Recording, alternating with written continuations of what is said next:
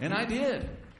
I did. I never, I used to think flying 3 hours was a big deal. I tell you what, try flying 24 hours in a plane. I tell you what. When I got out of that airport, I was doing this. And then the taxi cab driver took me to the wrong hotel, No one speaks English, And so when I got... I'm going to skip this because actually I did these slides wrong. I'm going to come back to those two in a minute. But here is Dr. Wong. He was the one on the left, with the glasses. He was the one that said, if you want to talk to me about For Life, come to Seoul, Korea. And I mean, when I got out of that cab and got to the hotel, I mean, he was there and he was ready to talk. And I tell you, I was dead at the time. And that's Mr. Sun to the right. He's an international diamond. And it was at that time that I started running with them. And, I only went up there for 10 days, and I went back to the United States to do what? Pack up everything. And I decided to leave the United States and go live overseas. And that's what I did. I said, man, I'm ready to do something. I want a challenge. And this is what I want to do. We went all over the peninsula of Korea doing meetings, talking to people. Now you'd say, well, Jeff, gosh, that's great. How did you learn your Korean? I didn't know Korean any more than I knew Spanish, or any more than I know Japanese, or my wife's Taiwanese, and I still don't know Mandarin, But the thing was, John could translate.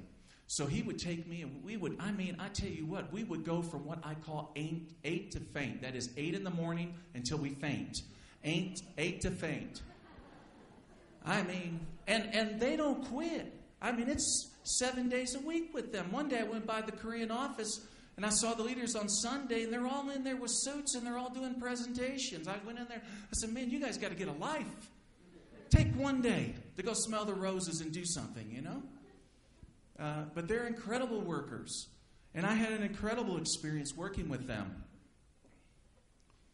And this is what developed out of it, the core leaders there. And you see Tony, our general manager.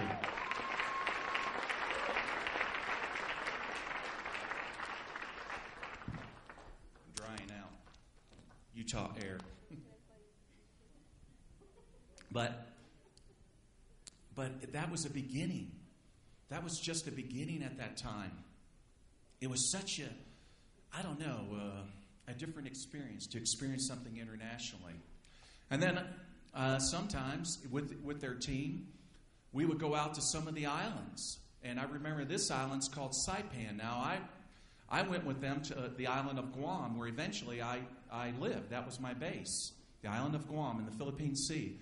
But this is the island of Saipan, which is close to Guam. The governor's son wanted to get involved in the business. They wanted me to go over and do a presentation. It's helping people, right? You're working through your organization and working with people that want to know about For Life and they want to develop. Now, this particular spot is interesting because over 3,000 men and children, or women, I say women and children, actually leaped to their death in World War II.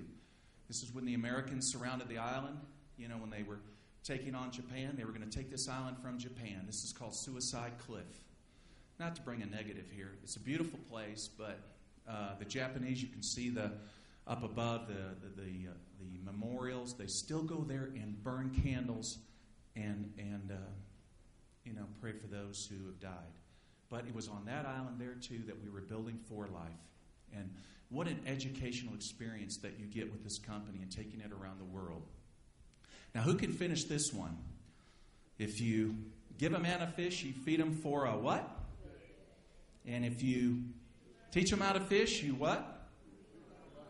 You feed him for a lifetime. And that is the thing. When we think about what we do in this business, when we talk about supporting people in this business, it's so important that we sit down with that new person and ask them or what they want out of For Life, but basically design a business plan for them. What is it they want to accomplish? How much money do they want to make? If they say, well, I want to make $20,000 a month. Okay, $20,000 a month, that's not bad. Now, how much time are you willing to commit to this? 2 hours a week. Okay, I think we need to adjust our goals. You know, that's so important that we start off on the right foot when we sponsor somebody, when we support somebody, that we sit down and find out what it is they want to accomplish. A lot of times, I think that people come in this business for my reasons. And I was shocked to find out they don't. I came in this because I said, well, I'd like to be a millionaire one day. You know? Not everybody wants to be that. And you know what I found out with people is not everybody comes in for the reasons for money. But it's important to sit down with that person and develop a business plan. Find out how many hours, how many days, what are they going to put into this a month? And then have them fill out, you know, these are basics, right? A list of names. And then rate those names, A, B, C, you know. Let's go after the A's first. Let's go out, run with that person, make presentations with that person. When you sponsor somebody, that's it. That's what it's about. It's about running with them. And how long do you run with them? Well, how many of you ever drive on the interstate when you need to go somewhere and there's traffic, right? And you got an open lane. How long do you take it? For as long as you can, right? For as long as you can. So that's what we do with that new person. We're going to take them and run with them for as long as we can. Now, keep in mind, a lot of the people that you're working with are not the people you're going to be working with later. A lot of the people that you think are going to do this business, I promise you, will not do this business. Not on the level that you want. But the people that you will find through them, through their contacts, those will become your superstars. Some of the people that you think are most unlikely, get ready. Those will be the future international gold platinums. And I'll tell you right now, the best platinums have not come in this company yet. It's true. When we think about support, you know, I find support is an interesting word. If you go to Asia and somebody says, will you support me? Let me translate what that means. Terry's laughing back there. She knows exactly what I'm talking about. That means, how much money are you going to give me? Now, you need to get smart about this world that we live in. I'm not putting you down. What I mean is, if you've never worked a foreign country, and I never worked a foreign country before, and I'm the most naive person in the world, when I would go out there and they said, will you support me? I said, yeah, I'll support you.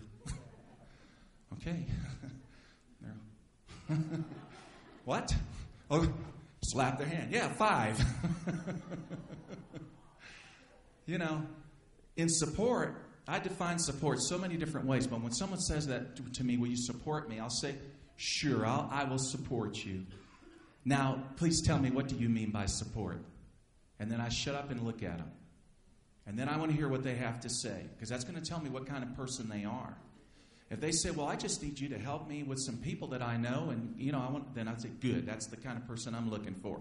If you start saying, well, I need some money, I need to, no, sorry, I'm not going to do that. You're a game player. So we have to know when we're talking to people, what is it actually they need? How do we support them? And what I find out, frankly, in this business is that we become many things. Many of us do. You know, sometimes we get in this business and sure, we coach them in this business. We like Bonnie says, you get out and you lay out a plan, you help them, you show them the steps, or you show them the system, how to work the system, what do you do with the system, and all that. But it goes way beyond that, my friends. And I think all of you know this. We become counselors. We become sometimes marriage counselors. We become sometimes pastors. We become friends. We become, I don't know. You know, we say, you know, it's together building people. When a lot of people come to us, they need a remodel job. Big time. Big time. You know, they don't just come here for money. They come here for emotional needs. Maybe they didn't get enough love when they were little, and they got an MLM because they need the recognition. I'm going to be honest with you. I am not one of those people. I got enough love from my mother and father, okay, and from my wife. But I find with some people, they didn't get enough of that when they grew up, and they come in this business, they have a reckless agenda, and they can actually destroy their group. It's really true. It's really true. They can come in this because it's all about them. It's not about their team. And see, and you as a leader, you have to notice that sometimes when people join you, I can think of one international diamond that was like that. He had incredible talent, but emotionally he was a wreck. And so, at his meetings, he would always talk about himself. It was always himself. And with his leaders, he was always so critical of them. He would put them down, especially women. Oh, I get these phone calls from the leaders. I am never going to work with this man again. I want to change lines. And I would take that leader aside, and I would say, hey, listen, you see what you're doing to your group. Come on, this is not helping. Here's the thing, folks, that I've learned. If you care about somebody in your team, if you love a member of your team, then you have to care to confront. Care to confront.